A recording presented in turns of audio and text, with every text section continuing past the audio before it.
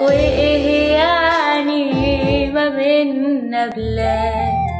كفاية قلوبنا بتقرب، ومهما البعد طال لو زاد لبعض من الحياة بنهرب.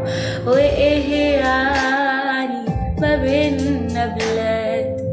كفاية قلوبنا بتقرب، ومهما البعد طال لو زاد لبعض من الحياة بنهرب. في ناس كتير قوي جنبي، لكن بدفاكي مش